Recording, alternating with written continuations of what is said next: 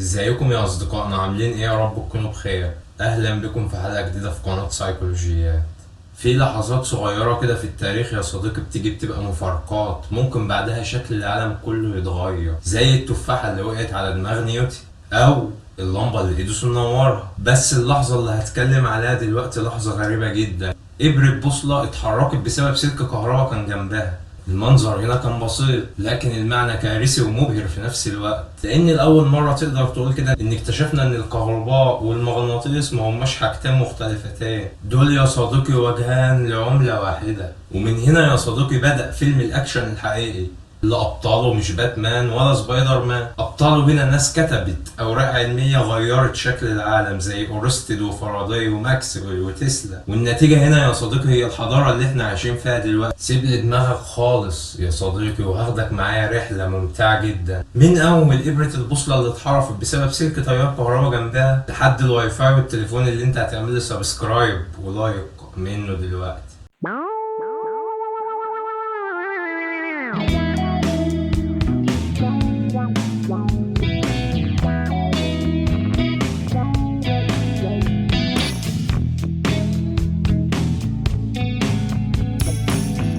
سنة 1820 وفي قاعة محاضرات عادية جدا في جامعة كوبنهاجن، كان في دكتور فيزياء يا صديقي اسمه هانز أورستد. راجل بسيط وهادي جدا وبيشرح للطلاب بتوعه تجربة عن الكهرباء عادية جدا، مجرد بطارية وسلك ولمبة صغيرة. لكن فجأة وبدون توقع حصلت حاجة غريبة جدا. الإبرة اللي موجودة على البوصلة اللي المفروض تفضل ثابتة وبتشاور ناحية جهة الشمال بدأت فجأة تتحرك وتنحرف. الناس اللي واقفين اندهشت وانبهروا، وأورستد نفسه اتجمد مكانه.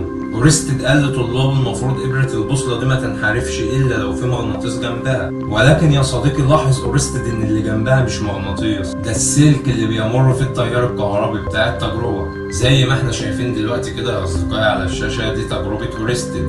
هنا الصورة الكاملة للتجربة ومفيش تيار كهربي بيمر داخل السلوك دي. مجرد ما فتحنا المفتاح هنلاحظ انحراف إبرة البوصلة يمينا ويسارا. يدل على إيه بقى ده يا صديقي؟ إن في علاقة ما بين المغناطيسية والكهربية كانت سكرت كده ما نعرفش عنها حاجة. هنا أورستد يا صديقي لقى الخيط الرفيع اللي بيوصل بين عالمين اللي ما كانش حد يعرف عنه أي حاجة وقتها. وانفجرت الأسئلة يا صديقي، طب لو الكهرباء بتأثر على المغناطيس، طب هل العكس ينفع؟ أو لو افترضنا إن الاتنين مرتبطين ببعض، طب هل في قوة وراهم مستخبية احنا لسه ما نعرفهاش؟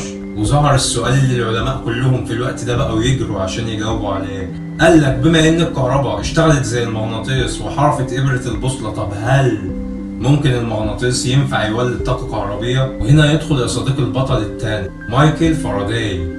ايوه هو صاحب نظريه فاراداي اللي عرفنا بقى في الفيزياء. بس هنا يا صديقي فاراداي كان مجرد شاب فقير في لندن، اتولد في بيت بسيط جدا واشتغل زمان في تجليد الكتب. بس فاراداي هنا يا صديقي ما كانش بيعد جلد كام كتاب في اليوم، ده كان بيعد قرا كام كتاب، ده كان حلم. ومن كتاب لكتاب انفتح عند فاراداي فضول ملهوش حدود. ونلاقي هنا يا صديقي ان فاراداي بيدخل عالم الفيزياء من اوسع ابوابه، بس مش كطالب ولا استاذ في جامعه، دخل كمساعد في معمل كان بينظف الادوات ويقدم قهوه للاساتذه. لكن عينه كانت دايما في التجارب وعقله شغال بيسال اسئله محدش اصلا واخد باله منها. وفي يوم من الايام حب يعمل تجربه بسيطه، جاب حلقه حديديه ولف حواليها سلك ووصل طرفين السلك ببعض وحط مغناطيس جوه الحلقه دي، بس ما حصلش اي حاجه. لكن لما حرك المغناطيس داخل الحلقه لقى في شراره طلعت من السلك. لكن اللي شافه فاراداي وقتها كان زي السحر، مجرد مغناطيس متحرك حرك الكترونات داخل السلك ونتج عن ذلك كهرباء ولو مجرد شرارة. ومن هنا يا صديقي بيتولد أعظم قانون عملي في الفيزياء، وده يا صديقي القانون اللي كان قرفك في ثانوية عامة،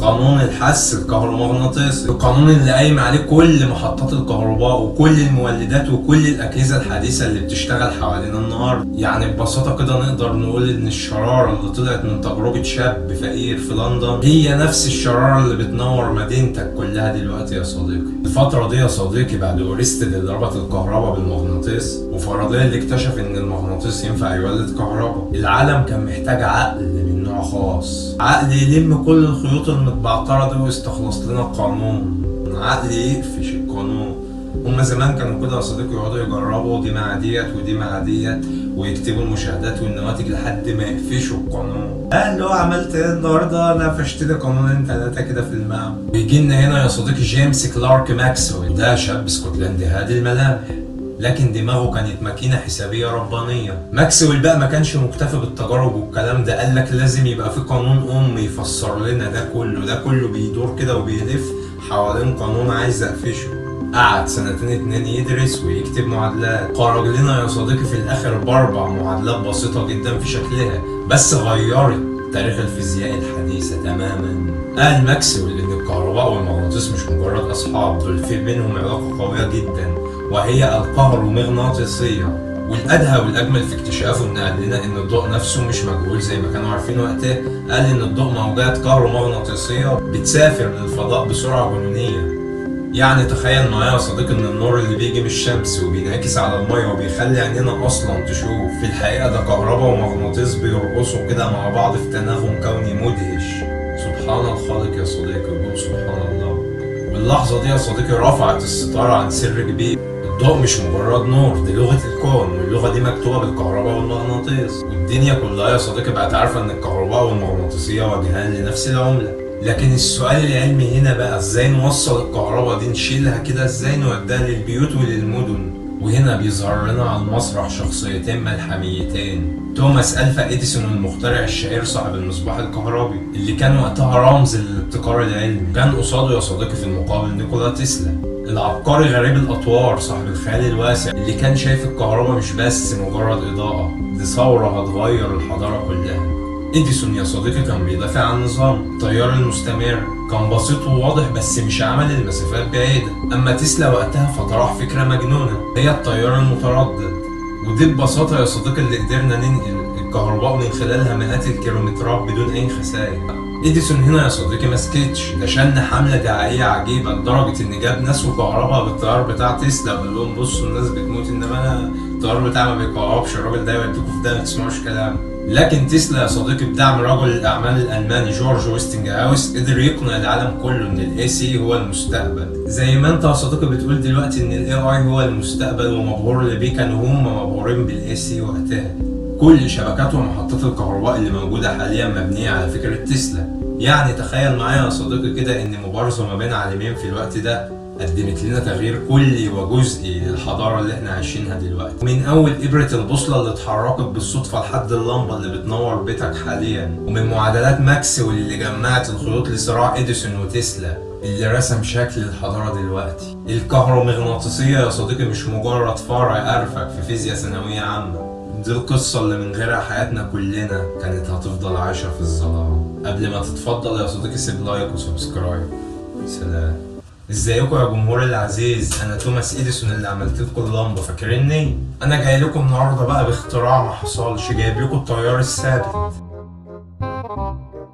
انا التيار المتردد اللي هنقل لكم الكهرباء دي للبيوت وللشوارع كلها. يا جماعة انا الكهرباء بتاعت المستمرة دي ما بتكهربش، الكهرباء بتاع الراجل ده بتكهرب، بتموت.